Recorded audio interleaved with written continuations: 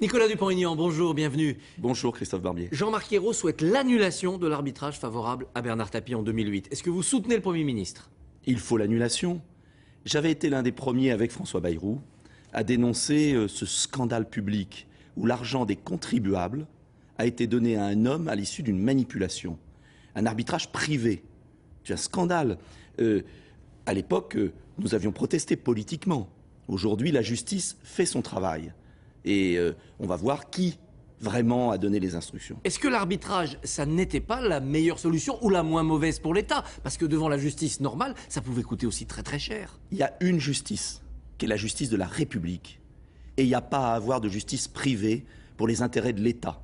On a spolié les contribuables à qui on demande tant, petits entrepreneurs, les classes moyennes, tout ça pour donner 45 millions, je ne parle pas du reste, pour préjudice moral par une bande de copains. Mais qu'est-ce que ça veut dire? C'est une honte pour la République. Donc j'espère que la justice va passer très vite. Il y a une ministre, Christine Lagarde, et un président de la République, privilège de juridiction, qui eux ne sont pas concernés par l'affaire ou pas encore? Pas encore peut-être. On verra. Moi je ne suis pas juge à la place des juges. Ce que je dis aujourd'hui, c'est que les Français savaient qu'on était gouvernés par des incompétents.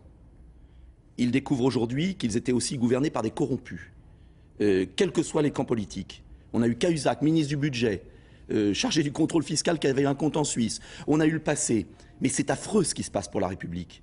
Donc il faut d'urgence, mais d'urgence que la justice passe sereinement. Et il faut aussi un immense renouvellement des idées et des personnes.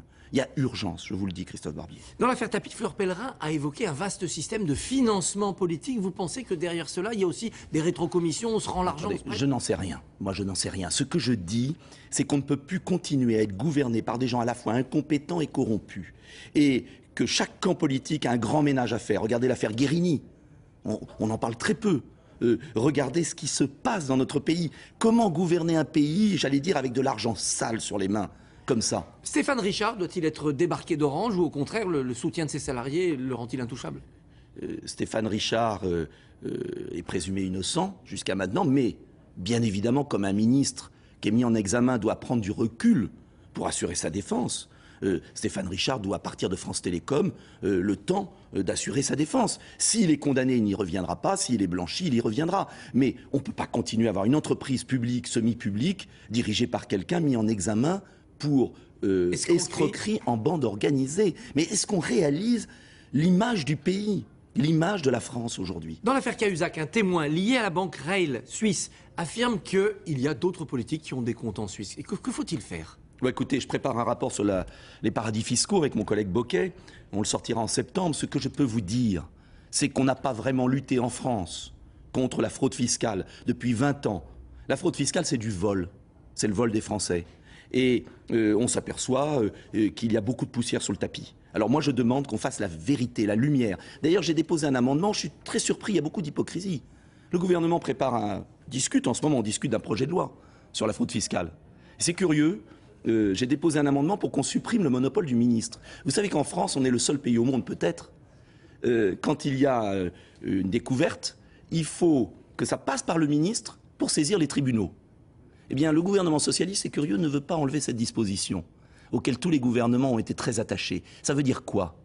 Ça veut dire qu'on ne veut pas vraiment faire la lumière. Et j'espère, pour la République, là aussi, qu'on va faire la lumière et qu'on saura ceux qui ont eu des comptes à l'étranger.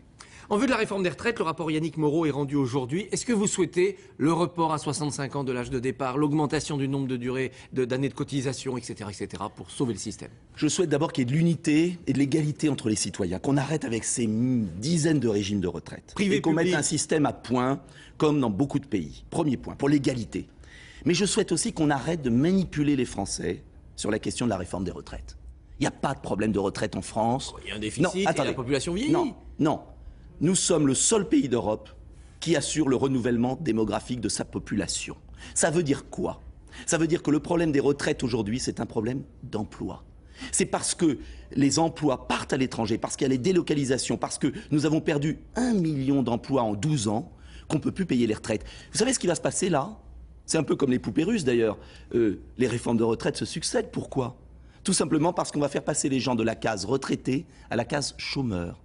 Et si vous aviez le programme que je défends sur le plan économique de relocalisation, vous pourriez payer les retraites. Il n'y a aucun souci. En revanche, il faut de la justice, il faut harmoniser, il faut lutter contre les inégalités. Mais il faut arrêter de prendre les Français pour des imbéciles. Il faut s'attaquer à la compétitivité de l'économie. Il faut créer de l'emploi en France. Il faut baisser les charges sur nos PME.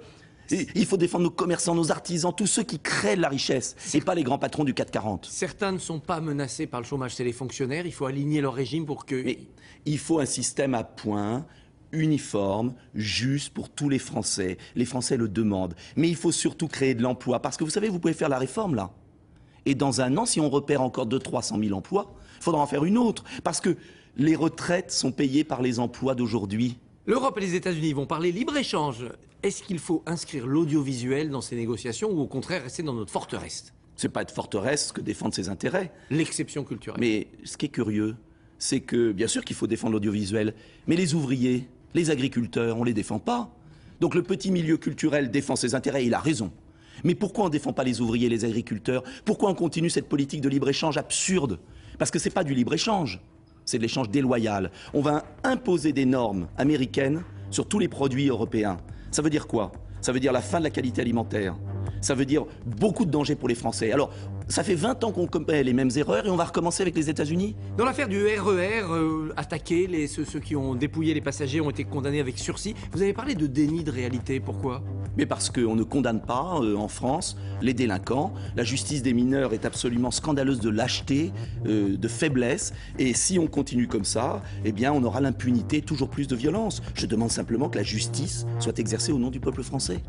Nicolas Dupont-Aignan, merci, bonne journée. Merci à vous. Merci messieurs. Christophe, on vous retrouve à 8h40.